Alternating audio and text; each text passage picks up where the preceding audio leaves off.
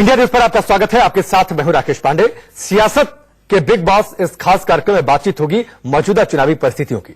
देश में जल्दी लोकसभा चुनाव होने वाले हैं। तारीखों का ऐलान हो चुका है। अगले कुछ महीनों में देश की जनता नई सरकार चुनेगी, यानी 23 तारीख को तस्वीर साफ हो जाएगी किसकी बनेगी सरकार। हम आपके लिए लेकर एक खास शो आए हैं, सियासत का बिग बॉस। इस शो में आपको उन बड़ी सियासी हस्तियों से मिलवाएंगे जो सियासत के बिग बॉस साबित हुए या फिर आने वाले वक्त में सियासत के बिग बॉस बन सकते हैं। शुरुआत करते हैं देश के प्रधानमंत्री नरेंद्र मोदी से।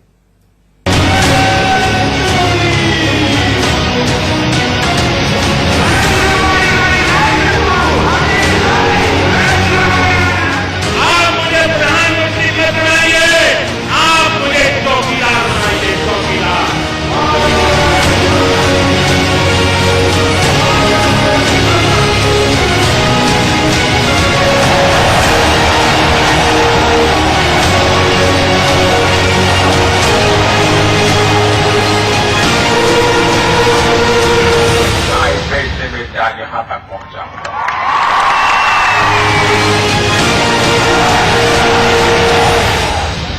कभी संसद की चौखट पर माथा टेकना तो कभी हाथ में झाड़ू लेकर स्वच्छता को आंदोलन बना देना। ये भारत माता पर एक गंदगी का कलंक है, उसे हम मिटा के रहेंगे। ये हमारी भारत भक्ति। कभी सफाई कर्मियों के पैर धोना तो कभी मां बहन के लिए शौचालय की बड़ी मुहिम शुरू करना। आज भी हमारी माताओं बहनों को खुले में शौच के लिए जाना चाहते हैं। डिग्निटी ऑफ विमेन क्या हम सबका दायित्व नहीं है? कभी दुश्मन को घर में घुसकर सबक सिखाना तो कभी बेहद आत्मीय मुद्दे के साथ मंच पर भावुक हो जाना। बर्तन साफ करना, used to clean the dishes, fill water.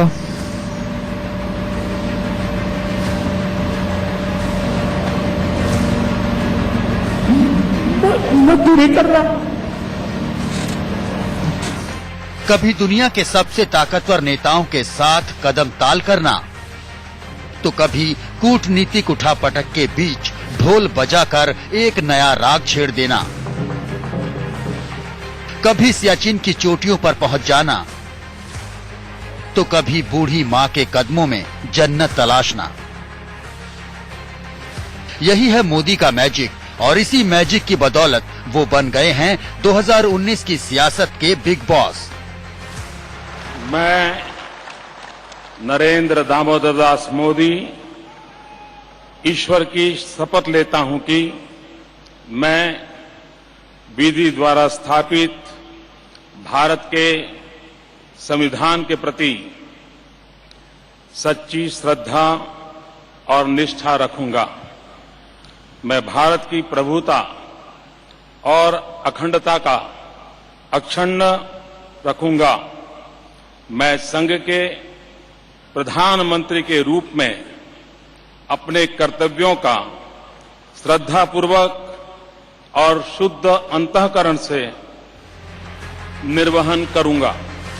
26 मई 2014 नरेंद्र मोदी ने भारत के 15वें प्रधानमंत्री के तौर पर शपथ ली।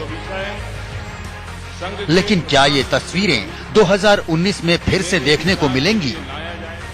क्या नरेंद्र मोदी की लगातार दूसरी बार ताजपोशी होगी? 2019 में सियासत का बिग बॉस कौन होगा? ऐसे अनेक काम थे जिनके बारे में सिर्फ चर्चाएं ही हुआ करती थी।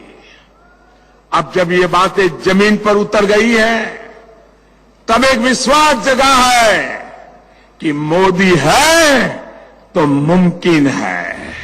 साथियों, मोदी है तो मुमकिन है। इसी स्लोगन के साथ बीजेपी ने 2019 की चुनावी बिसात बिछानी शुरू कर दी है।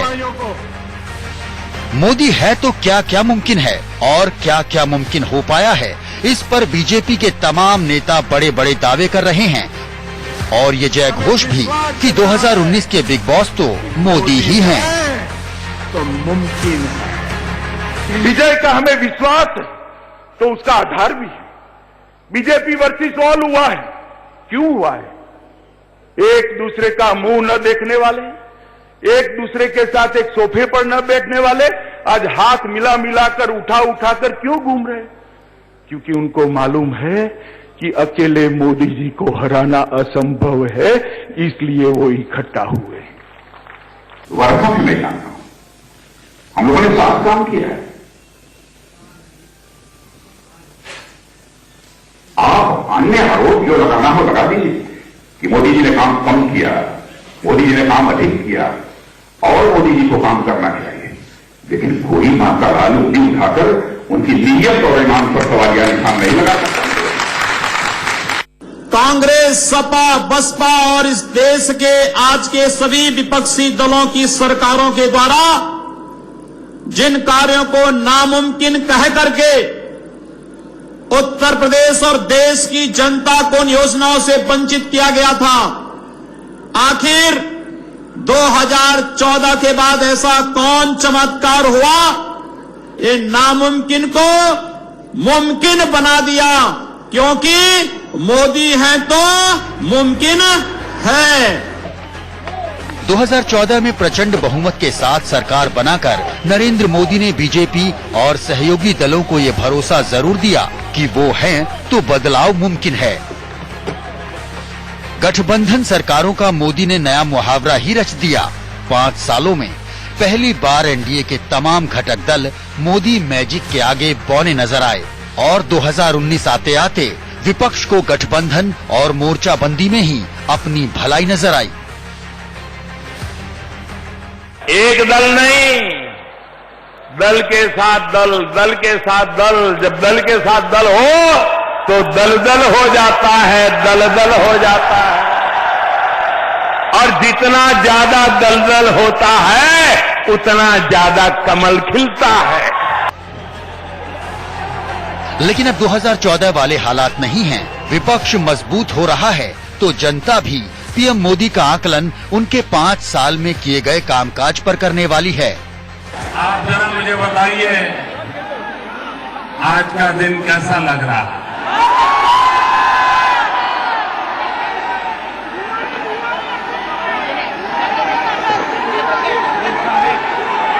अच्छे दिन,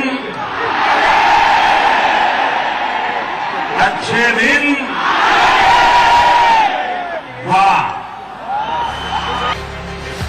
अच्छे दिनों का वादा कर सत्ता में आई मोदी सरकार को इस बार भी पीएम मोदी का ही सहारा है। बीजेपी और सहयोगी पार्टियों को मोदी मैजिक की उम्मीद है। उम्मीद इस बात की भी है कि मोदी ब्रांड एक बार फिर सब पर भारी पड़ेगा।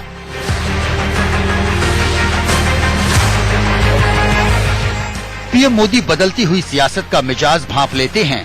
वो वक्त की नजाकत को समझते हैं और यही वजह है कि वो जादूगर की तरह करोड़ों वोटरों को अपने सम्मोहन जाल में बांध लेते हैं। एक गरीब माँ जब लकड़ी के चूल्हे से खाना पकाती है तो वैज्ञानिकों का कहना है कि एक गरीब माँ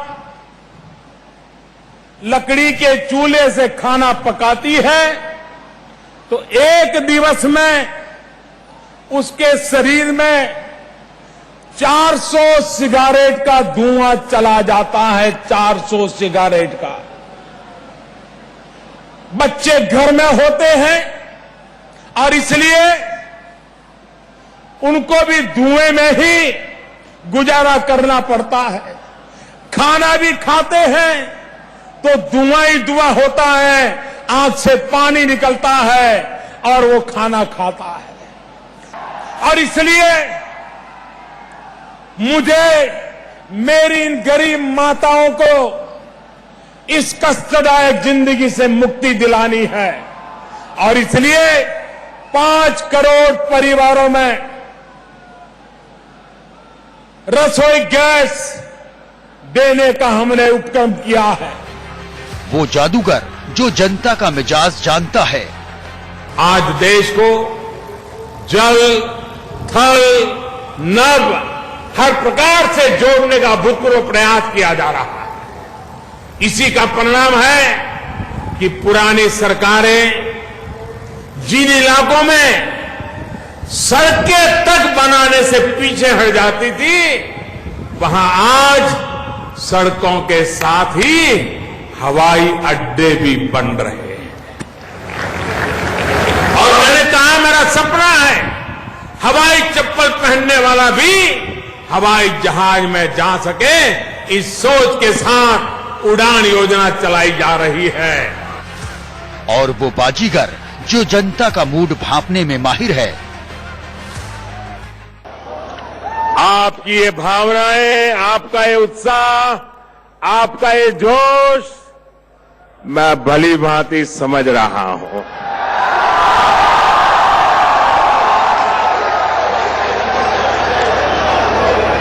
आज एक ऐसी पल है, आओ हम सब भारत के पराक्रमी वीरों को नमन करें, सर झुका करके नमन करें। खुलकर बोलना और बड़े फैसले लेना, ये मोदी स्टाइल राजनीति की बड़ी बात है। और ये संभव है, ये संभव है। प्रधानमंत्री नरेंद्र मोदी के शब्दों का जादू लोगों के सिर पर चढ़कर बोलता है, सबका साथ, सबका विकास। अब की बार मोदी सरकार देश का चौकीदार चौकस है, खाऊंगा न खाने दूंगा। ये वो बातें हैं जो मोदी समर्थकों की जुबान पर लगातार चढ़ी रहती हैं। पीएम सोशल इंजीनियरिंग में भी माहिर हैं। उन्होंने अलग अलग जातीय समूहों को अपने साथ मिलाया। SC/ST एक्ट हो या फिर सामान्य वर्ग के लिए आरक्षण का मामला, उन्होंने समाज के हर वर्ग को साधने की कोशिश की है। और मैं इस सदन का आभारी हूँ, सबका आभारी हूँ।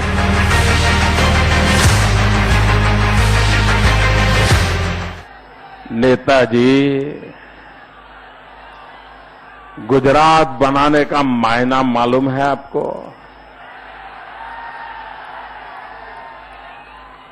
गुजरात बनाने का मतलब क्या होता है पता है नेताजी? गुजरात बनाने का मतलब होता है 24 घंटे बिजली, 365 दिन बिजली, हर गांव गली में बिजली। नेताजी, आपकी बात सही है, आपकी हैसियत नहीं है, आप गुजरात नहीं बना सकते, इसके लिए तो 56 इंच का सीना लगता है। 2014 के चुनावी प्रचार में मोदी ने 56 इंच का सीना वाला बयान दिया था।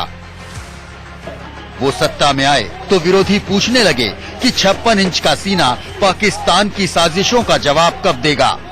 56 इंच की छाती की बात करते हैं, शब्द तो खोखले हैं। लेकिन जब वक्त आया तो पीएम मोदी ने बुलंद हौसलों की इबारत भी लिखी। 18 सितंबर 2016 को सीमा पार से आए 4 हथियारबंद आतंकियों ने उरी में सेना के कैंप को निशाना बनाया था। हैंड ग्रेनेड और गोलीबारी में सेना के 19 जवान शहीद हुए थे। अपने जवानों की शहादत का बदला लेने के लिए मोदी सरकार ने सर्जिकल स्ट्राइक जैसा कड़ा कदम उठाया। 28-29 सितंबर 2016 की रात हमारे सुरक्षा बलों ने पीओके में जाकर आतंकी ठिकानों को नेस्तनाबूद कर दिया। इस सर्जिकल स्ट्राइक के जरिए पीएम मोदी ने ये संकेत दे दिया कि देश हित के लिए वो कोई भी फैसला ले सकते हैं। पाकिस्तान अपने नापाक मंसूबों से बाज नहीं आया तो भारत एक कदम और आगे बढ़ गया। 14 फरवरी को पुलवामा में हुए आतंकी हमले में सीआरपीएफ के 40 जवान शहीद हो गए। इसके बाद देश में जबरदस्त गुस्सा था। पाकिस्तान से बदला लेने की मांग उठ रही थी। मोदी भी इस बात को अच्छे से समझ रहे थे। उन्होंने पाकिस्तान की अकल ठिकाने लगाने वाला काम कर दिखाया। 26 फरवरी को भारत ने पाकिस्तान के बालाकोट में एयर स्ट्राइक कर दी। सौगंध मुझे इस मिट्टी की, सौगंध मुझे इस मिट्टी की,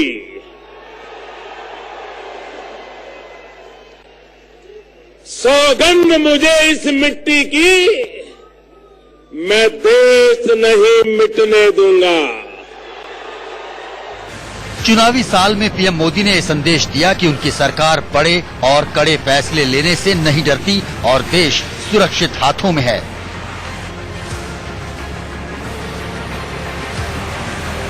मैं देशवासियों को विश्वास दिलाता हूं कि देश सुरक्षित हाथों में है। विपक्ष के आरोपों से जूझ रही मोदी सरकार के लिए एयर स्ट्राइक कितनी फायदेमंद होगी, इस पर एक्सपर्ट की राय भी अब जान लेते हैं। बिना छुट्टी दिन में 18-18 घंटे काम करने वाले पीएम मोदी में ऐसी कई बातें हैं जो उन्हें सियासत का बिग बॉस साबित करती हैं। पीएम मोदी खुद को मां भारती का लाल कहते हैं। वो बार बार ये बात कहते हैं कि दल से बड़ा देश होता है। उन्होंने कई मौकों पर खुद को 125 करोड़ हिंदुस्तानियों का प्रधानमंत्री की बजाय प्रधान सेवक बताया। प्यारे देशवासियों को भारत के प्रधान सेवक की अनेक अनेक शुभकामना।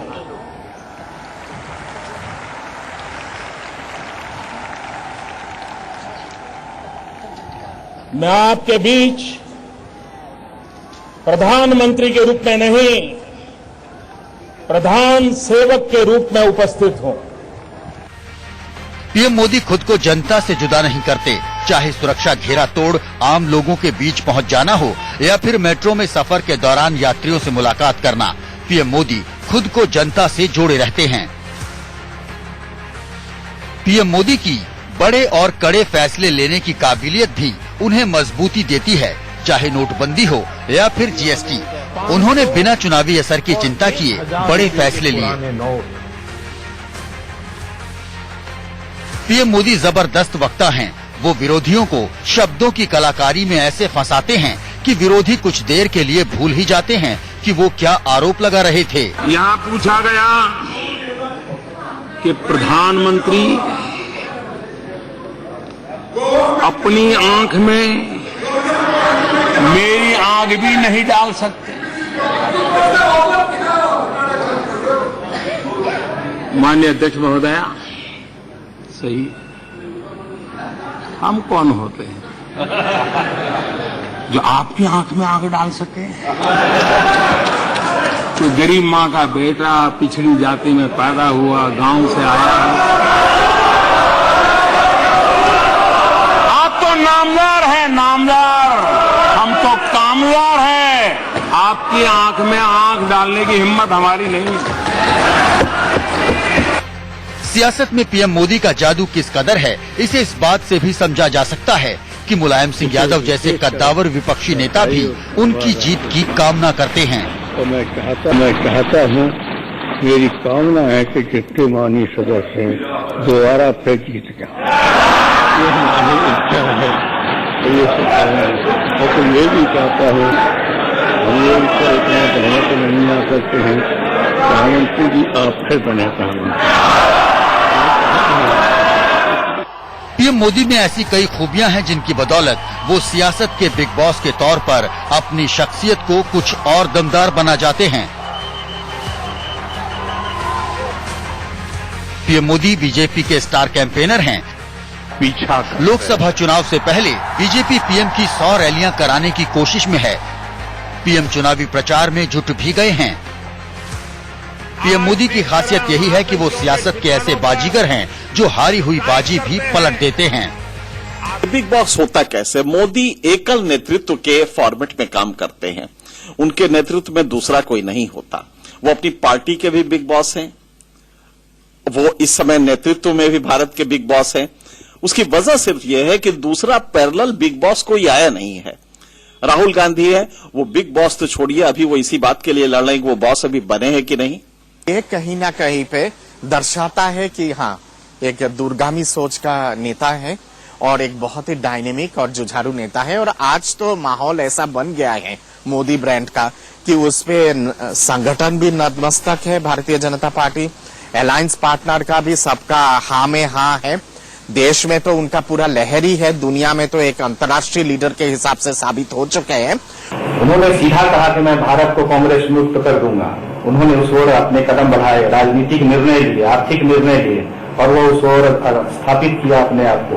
कि एक राजनीतिक रूप से मैं अकेला व्यक्ति हूं जो सब तरह का निर्णय ले सकता हूं।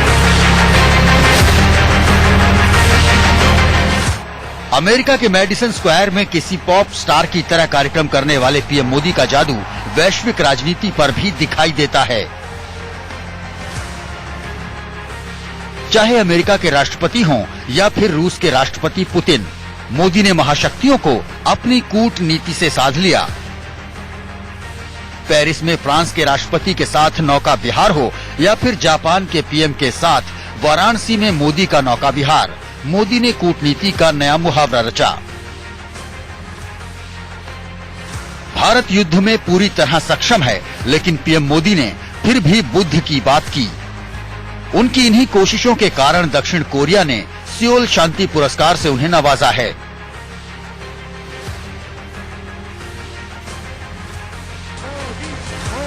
मौजूदा भारतीय राजनीति में नरेंद्र मोदी सियासत के बिग बॉस साबित होते हैं, लेकिन लोकतंत्र में जनता से बड़ा बॉस कोई नहीं होता, इसीलिए असली फैसला तो जनता के ही हाथों में है।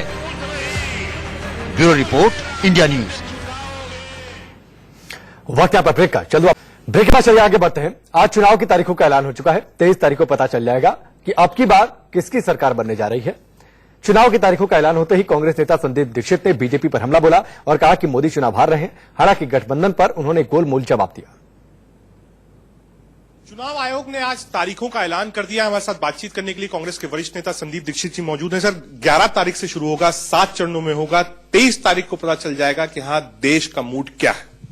नहीं, देश का मूड तो अभी से पता क्या है, उसमें कोई दिक्कत नहीं है। देश का मूड तो पता चल जाता है अगर आप लोगों के बीच में रहें और लोगों के मुद्दे समझें, लोगों की असली आवश्यकताएं समझें, तो देश का मूड जानने में कोई दिक्कत नहीं होती है। और देश का मूड प्रधानमंत्री को भी पता है।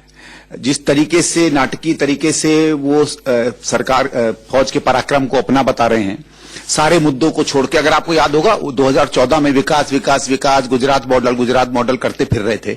न कहीं विकास की आवाज आ रही, न कि गुजरात मॉडल की आवाज आ रही, किसी मॉडल की भी आवाज नहीं आ रही है, बल्कि एक राष्ट्रवादी मॉडलिंग की आवाज ज्यादा आ रही है। तो अपने आप दिख रहा है कि प्रधानमंत्री ही समझ गए हैं कि क्या देश का मूड है। अलायंस को लेकर अभी तक भी कुछ क्लैरिटी नहीं है। अगर आप दिल्ली की बात करिए, अभी तक क्लियर नहीं है अलायंस होगा नहीं होगा। फिर कल शीला जी की मुलाकात हुई थी। उधर उत्तर प्रदेश में सुबह शाम ये होता है कि अलायंस हो जाएगा नहीं हो जाएगा। पश्चिम बंगाल में तो ये बातचीत अभी भी चल रही है। अभी पोल अनाउंस हो गया, क्या माना जाए कि अभी भी अलायंसेस की बातचीत चलती रहेगी चुनाव भर? देखिए, ये तो जो हमारी कमेटी है एंटनी जी के अंदर में, वो तय करेगी।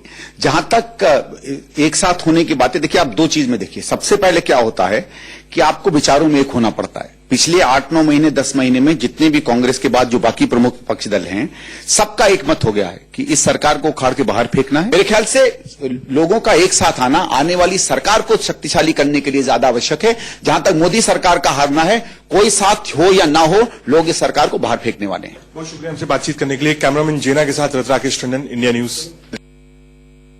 ब्रेक का, चलो वापस लौटते हैं।